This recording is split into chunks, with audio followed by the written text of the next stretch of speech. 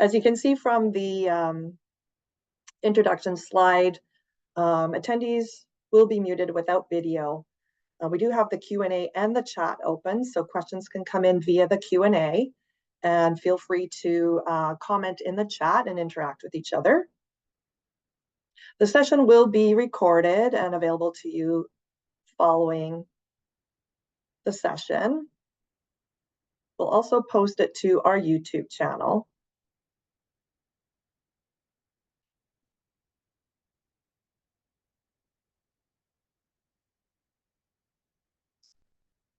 Well, I think we'll get started. I have 2 minutes after the hour.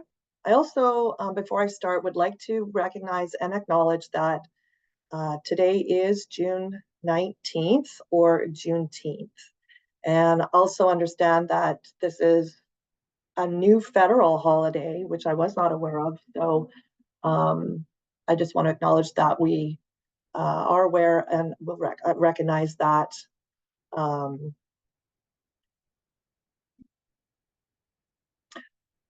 So I want to thank you all for joining us today. This is our Taking Off with TAMS with BLS, 3 reasons to consider chauffeured ground transportation partner. My name is Michelle. I am Travel Administration Manager at Ritchie Brothers Auctioneers. I am based in Vancouver, British Columbia, Canada. And I'm also the chairperson of TAMS. A little bit about me. I like long walks on the beach, sunsets, and hockey, of course. And I don't know if we have any hockey fans on here, but we are pretty darn excited up here in Canada that Edmonton dragged Florida back to Alberta for a Game 6. So let's go Oil. Joining me today is Eric Oken, Chief Operations Officer at BLS. BLS is one of our founding partners, and we are extremely grateful for their support. If you would like more information on our Founding Partners program or how you can get involved with TAMS, you can reach out to Debbie Thomas at debbie.thomas@tamstravel.org. So again, welcome, good morning, good afternoon, wherever you are. Thank you for joining us today. I'm excited to jump into a conversation with Eric about the ground transportation industry and the benefits of partnering with a chauffeur ground transportation company. So let's jump in. Eric, welcome. Hi. Thank you for having me.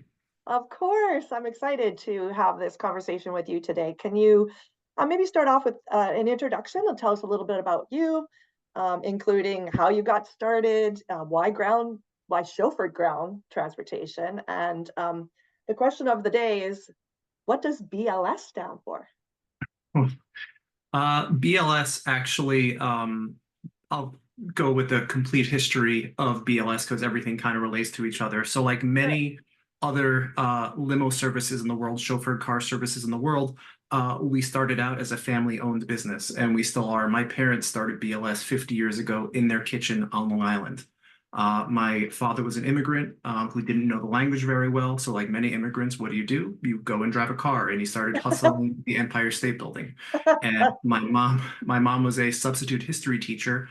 And he says, Phyllis, I don't speak the language well. Why don't you go into the office, you dispatch and get business, and I will handle the cars and the drivers. So fast forward 50 years, we're in about 7 offices across the world. We have 1,000+ affiliated partners all over the world. And back when we originally started BLS, it was known as 4-Star Limo. And then a company out of Los Angeles approached us to be their New York affiliate, and they were known as BLS. They were named BLS because they dealt with the buyers in the garment industry, BUYERS. So it was buyers limousine service. But today, we go by business livery service. So that's the long answer for a very short question. So yeah, business livery service. We continue today to be family-owned and operated, and also as a woman-owned business as well. Not only is my mom still the CEO, my dad unfortunately passed away in 2018, but my wife, my sister-in-law, my niece, and my daughter are also part owners in the business, which enables us to keep our women-owned status. And between those two things, that is definitely something that we're really proud of. that we continue to do that. Sure. Wow, 50 years. That's Yeah, incredible. so very long I road. have to say, I scoured the website because I was very curious what BLS stood for. So I don't know if anyone else had that question, but thank you for the background and the history on that. When I think about chauffeured ground transportation, a few things come to mind, including sustainability, duty of care, confidentiality, of course. You're in the back seat, you're on phone calls and or having in-person conversations, health and safety, car cleanliness, like the list goes on. Driver vetting, technology, reliability. Can we talk about some of these? Yeah, Um, I would be happy to. okay. Well, let's start with sustainability, since I mean I don't want to say it's the word of the day. It's more than that. It's very a very important topic in the industry. There is a growing emphasis on managing sustainability within the travel and meeting industry. Stakeholders are increasingly concerned about the impact on the environment, and travel and events, leading to demands for more eco-friendly programs, practices, reducing carbon footprint, and promoting sustainable travel. So, can you tell us what BLS is doing to support sustainability efforts, and if you care to elaborate perhaps on just the industry as a whole? Are Sure. you collaborating on addressing sustainability, and how are you doing that? Yeah, sure. So sustainability is definitely in the forefront of what we do at BLS, and actually, probably when the hybrid vehicles came out in the early 2000s, we were using hybrid vehicles. And then today, as soon as electric vehicles were available, we always started putting them into our fleet. Things have definitely matured in the marketplace. There is still no large SUV electric vehicle that can really sustain kind of, I don't want to say the abuse, but the wear and tear that happens in our world. So right now we are running, Tesla Model Ys, Cadillac Lyrics, Lucid Airs, all as our standard sedan options. We're also running the Mercedes EQB, which we're very excited about. It's kind of equivalent to a Cadillac XT5 or a Tesla Model Y as far as size is concerned, but it's with the Mercedes emblem, so you're just going to get that reliability and that luxury. Now, having electric vehicles is not enough to call yourself to be a sustainable company because, it's a whole wide world out there. And to say that all your entire fleet is going to be electric just is not possible. So you have to make some efforts into actually offsetting your carbon emissions.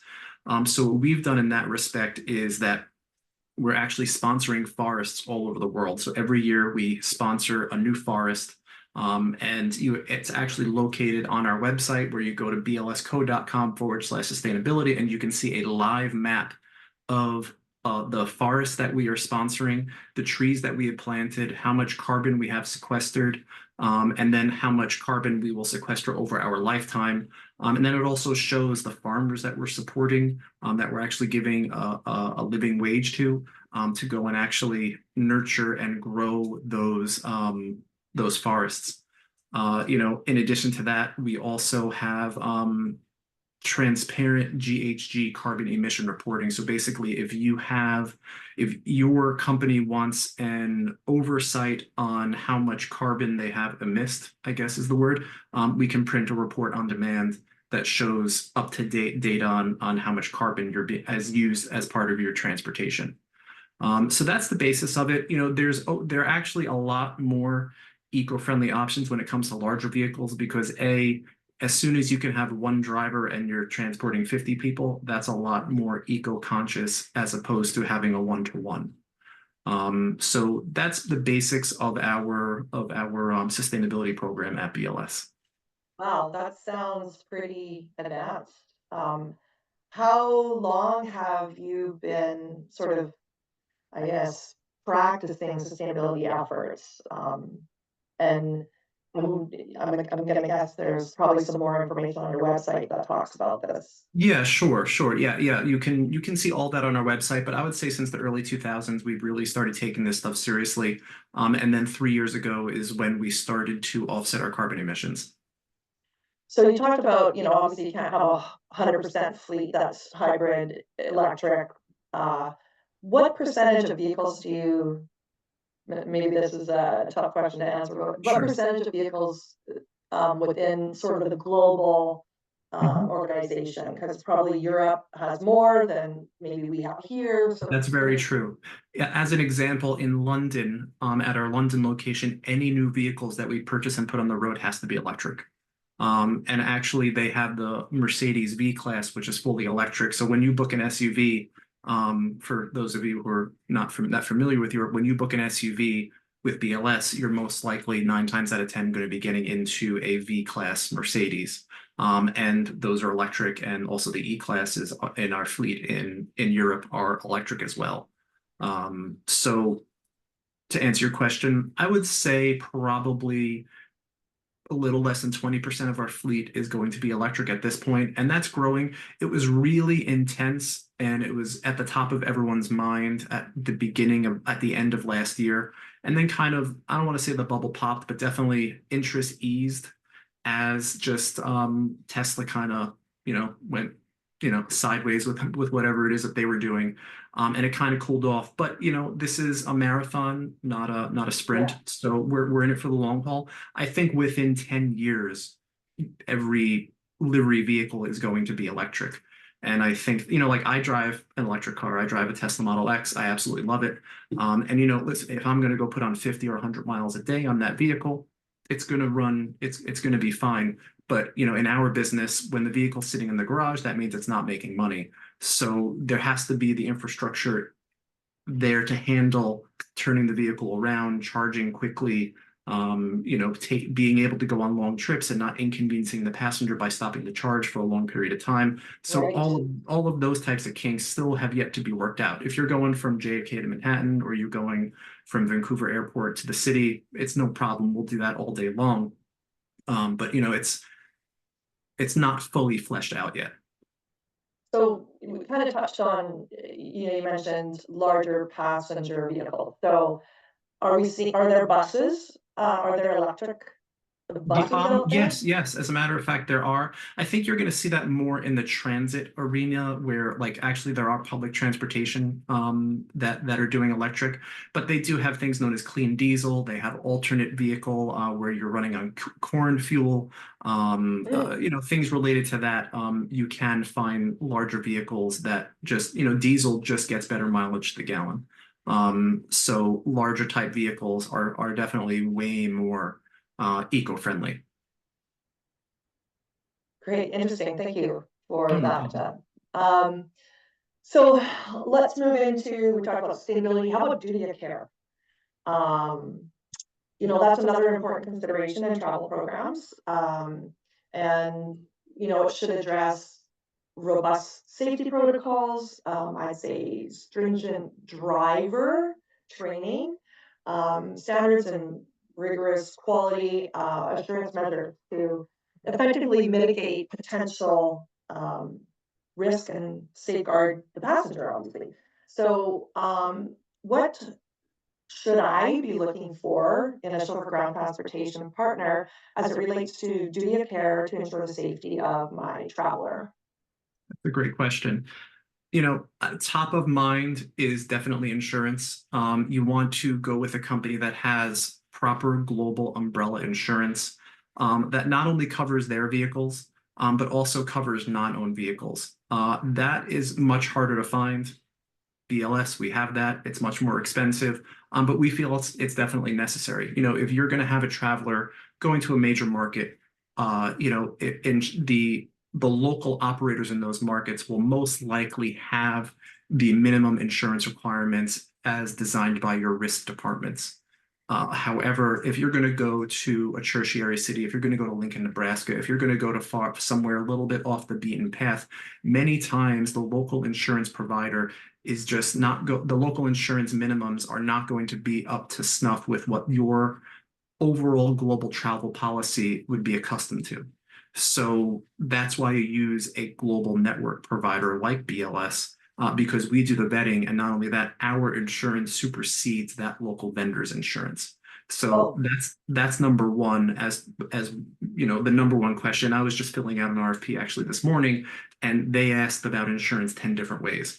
Just I'm just typing away, and explaining as to the all the different questions that they had regarding insurance. interesting.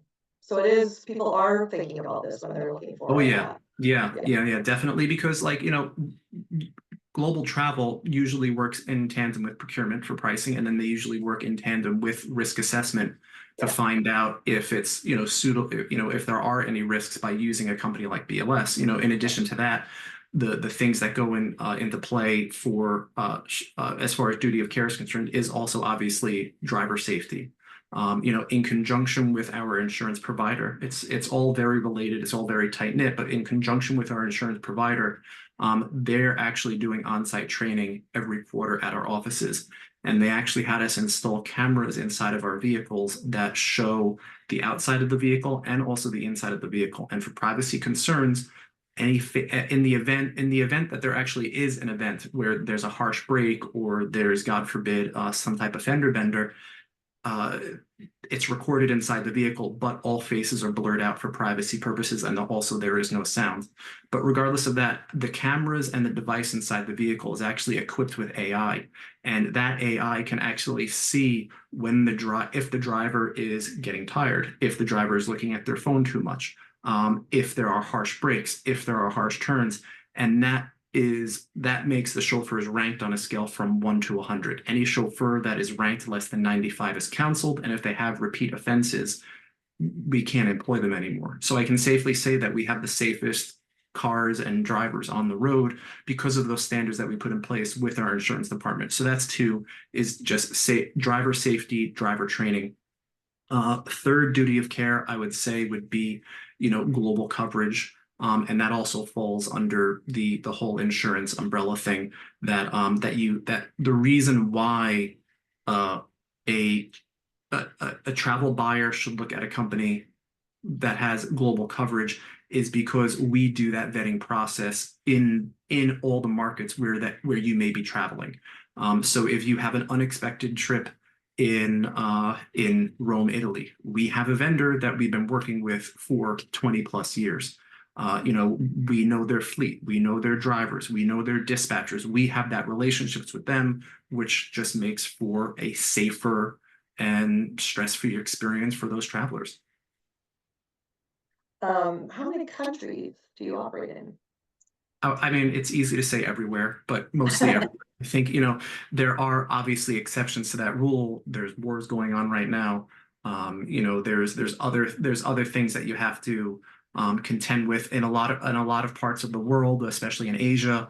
You're not going to be getting a luxury type vehicle. You may be getting more like a Toyota, or it's just dependent upon where the service is being provided. But most likely, if there are roads in that country, we can provide four wheels for the passenger with a vetted driver and secure company. Awesome. Well, I think, I think about in my role, in the event where we are looking for chauffeured service, I used to pull up the city that we needed a car in, Mhm.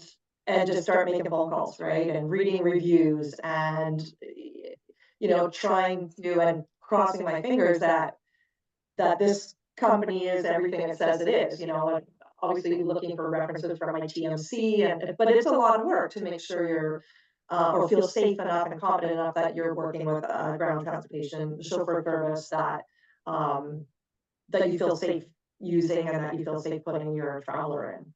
Yeah, because Um, not only that, when you're going to be booking with us, many times in those markets, it's not just about having one vendor, it's about having five different vendors in that market, because there may be a specific vehicle, there may be an event going on in that town, and the first two vendors may be sold out. So we have more vetted vendors Mm, that are available. Or if you have a large event going into a specific city, sometimes you have to use this company's coaches, you have to use this company's sprinters, and then you're going to send a rep on site to go and make sure that everything is going to be corralled and that they're aware that don't pick up on this side of the street, that it's a one way or whatever the dynamic right. is going to be. When it's a very dynamic industry, and it's not like car rental, it's not like airplane Not like air Uber. no, it's not like Uber. Uber defined who we are. A lot of people always ask, what's the difference between rideshare and a company like BLS? And with us, the devil's in the details. It's our business is nuanced. It's matching up the correct chauffeur with the correct passenger. It's not just pressing a button. And that's why travel agents exist. People will say, why use a travel agent? Why can't people just go on, Travelocity and book? It's because this stuff gets complicated. There's other factors in play that corporations have to worry about. Hmm. Hmm. So, kind of thinking about the ease of booking, not opening up a yellow pages or Googling transportation companies in XYZ city. Let's talk a little bit about technology. Sure. Um, you know, in every sector of, well, any industry really, there's a strong focus on technology, ease of use, ease of booking, whether it's a car, a service call to your house, right? And sort of that one touch. Can you talk a little bit about um, technology within your business? Yeah, absolutely. It's definitely multifaceted from, tracking your vehicle, from everything that's, client facing to everything that's behind the scenes. There's a lot of different factors at play when it comes to technology. Customer facing wise, of course, we integrate with every single booking tool that there is, whether it's Concur or Sabre or Get There or HQ, a Summit Ground, whatever however a ride wants to get to us, we want to be as accessible as possible. So being involved in kind of those marketplaces is definitely the place to be. So we integrate very well into a corporate travel program.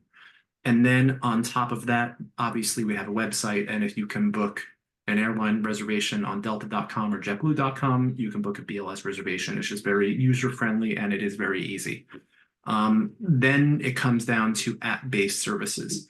Now, we do have an app, it's fully functional, but we're not a rideshare company. We're not really an on-demand company. Not to say that we can't get you a car within 30 minutes, basically anywhere around the world, but rideshare does that very, very well. It's a taxi replacement. That's fine. We're more interested in driving executives, the C-suite, celebrities, talent, bringing in a special guest, speaker transportation. Those are the types of transportation that we handle, special events. So we know not everybody is going to download the BLS app, because many times the person in the backseat of the car doesn't even necessarily know that they're in a BLS car because it was booked on behalf of somebody else, booked it for them. So with that in mind, we created a very lightweight solution, and this is definitely like kind of the secret sauce on how everything goes so well. We created a service called Care Alerts, and basically Care Alerts is a very lightweight solution that it's passive notifications. When the driver is assigned, you get an alert. When the car is dispatched, you get an alert. When the driver is on location, you get an alert, and you get those alerts via email. You get those alerts via SMS. And all of those alerts can be customized based on the booker, can be based on the traveler, can be based on the event, or anything related to that. So if you have an event going into one particular city and that person wants every single alert under the sun dispatched, driver on location, passengers in the car, 10 minutes away, car is over, they're going to get all those alerts to their cell phone, and their cell phone is going to be blowing up for all day long. Likewise, if you have an executive or you have a special guest and you don't want any of them getting any alerts and you want everything funneled to their executive assistant, those alerts can go to that person. So it's very flexible, and that's definitely one thing that we're proud of, that if there was an incident, in 2006, I invented Care Alerts. And back then, it was a very manual process where we were actually sending out text messages to clients manually. And because we didn't know which carrier, this was before APIs, this was before Twilio, this was before all of those types of technologies ever existed, we would get a phone number and then we would send it to the phone number at tmobile.com, the phone number at verizon.com, the phone number at sprint.com. So because we didn't know which cell phone that we were going to hit. And then eventually they would get it. But if there were issues in a pickup, that on location alert, knowing that your driver is on location at this pickup point with his cell phone, with his or her cell phone number, and the license plate, that was absolutely game changing for us and for our clients. Hmm. I'm just going to see if we have any questions here. I see a comment talking about chauffeured services when we were talking about sort of Uber and taxi, and we got a comment in here that chauffeurs can deliver babies, drivers deliver pizzas. That's right, Bob. I love that. Thanks for that, Bob. Let's talk a little bit. We have, about 15 minutes left here. Let's touch a little bit on self-driving Sure. cars. Do you have any in your fleet? Have you tested these? What's the general consensus? Yeah, so it's definitely, that's a loaded question. Yeah. And whenever I get picked up by BLS, it always manages to come up with the chauffeur that's in the vehicle, and they always get worried about it because that's how they make their living.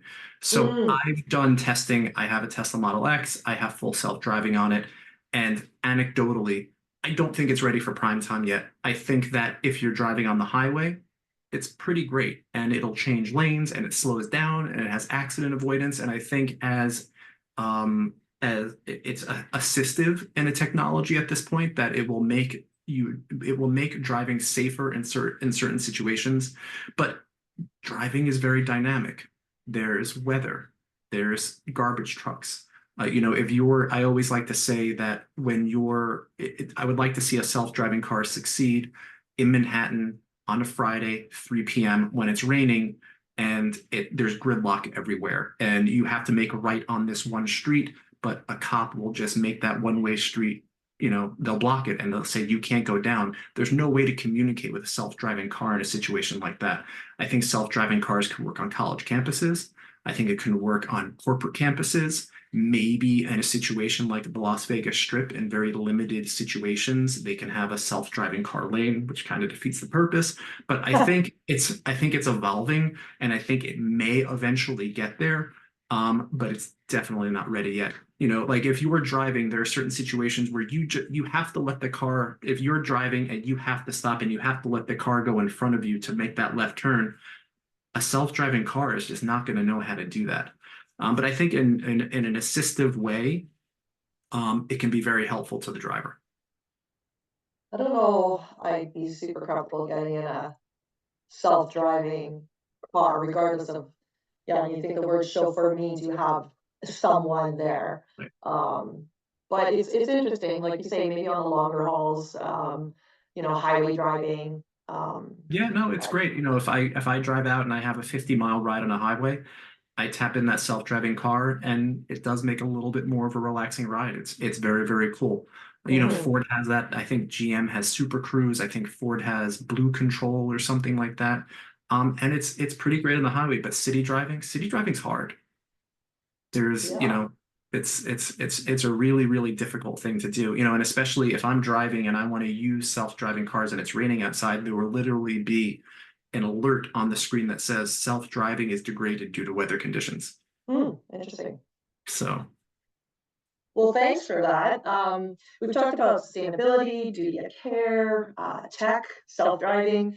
Can you tell me, you mentioned at the top of the call that you recently, well, I'm sure you receive RFPs all the time, but you're working on one today. What other things are buyers or customers asking for in partnering with a chauffeured ground transportation company? sure. I think as I was filling out this RFP this morning, one of the big questions that they had was, are you a women, minority, or veteran-owned business?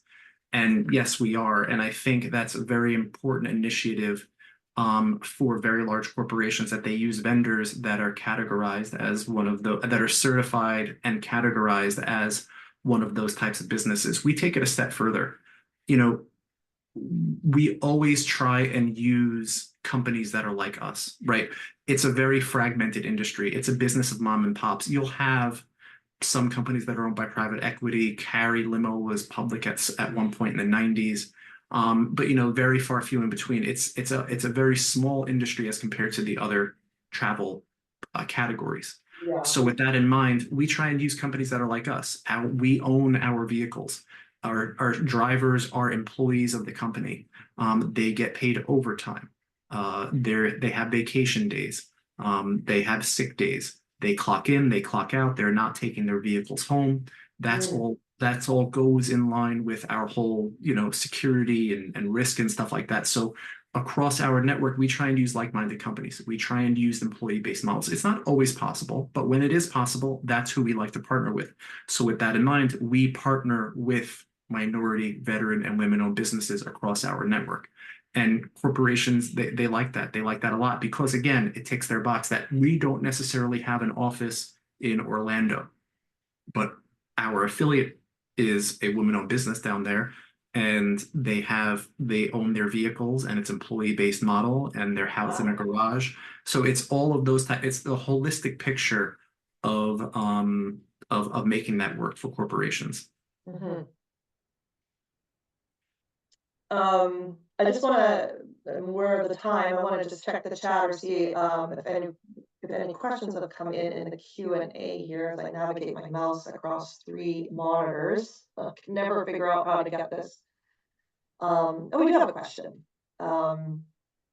Eric, thanks for sharing your story and all of this key information. What would be 2 or 3 reasons why a travel manager or even a supplier should consider BLS? I mean, that's a great question, and I could talk about this stuff all day. Doing these types of presentations is something that I really enjoy doing. I think that one key reason would definitely be going back to the global coverage, because this is a very hard program to manage for travel buyers, especially if their people travel worldwide. And the cost savings on going local will be outweighed by the risk involved with having to vet every single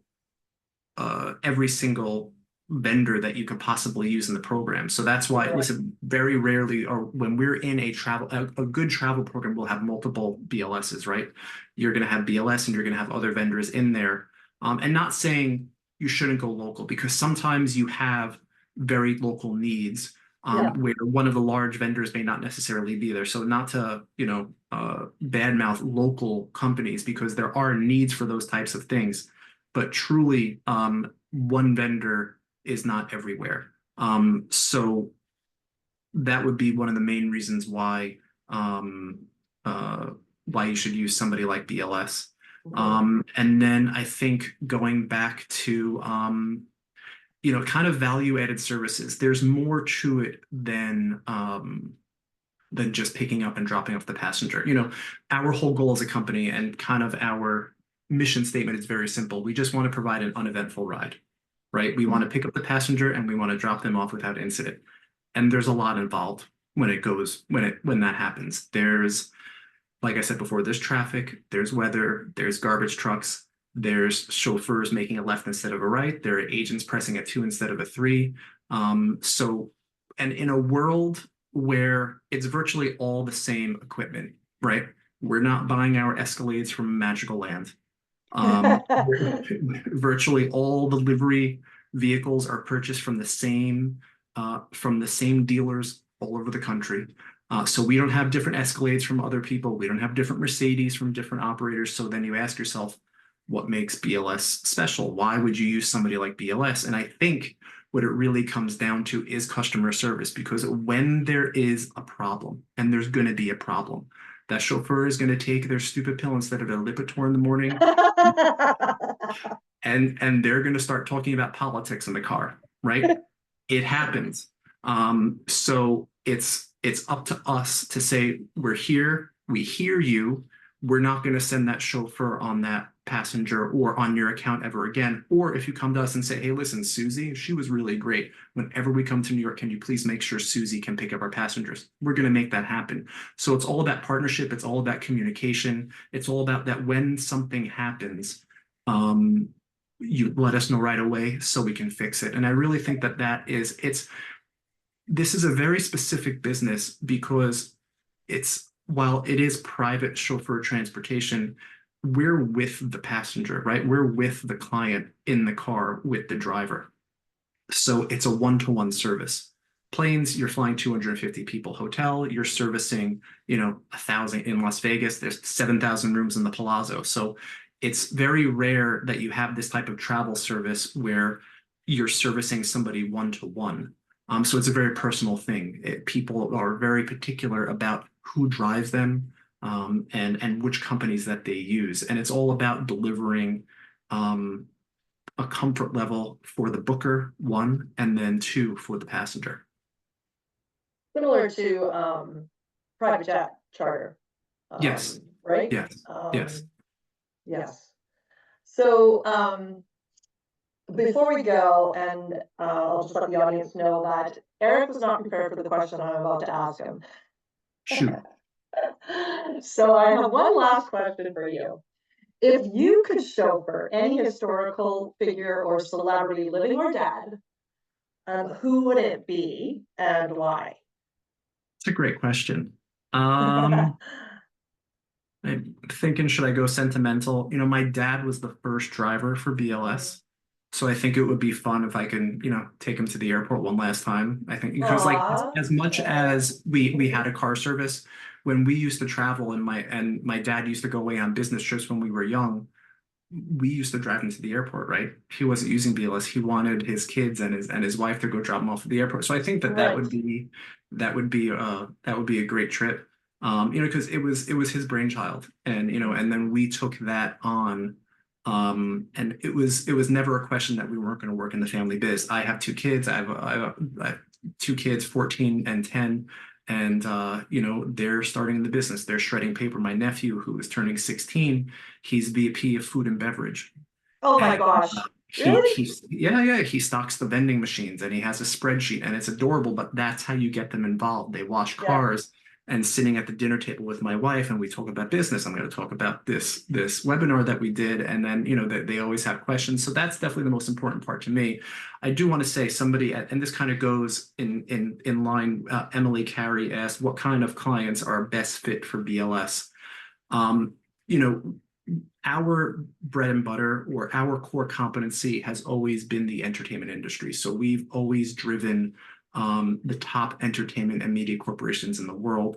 Virtually every movie, every TV show that you've seen on TV, we've been part of that production for the last 50 years. That's been our core competency. That was what my dad wanted. He was happy with that. When my dad passed, we got together and said, okay, we have to expand. We can't just be a one-trick pony. So then we started getting more into corporate travel. So in addition to entertainment travel and sports travel, we do a lot with events. We do a lot with executives. We do transient travel. We do medical transportation as far as speaker transportation, clinical trials. I want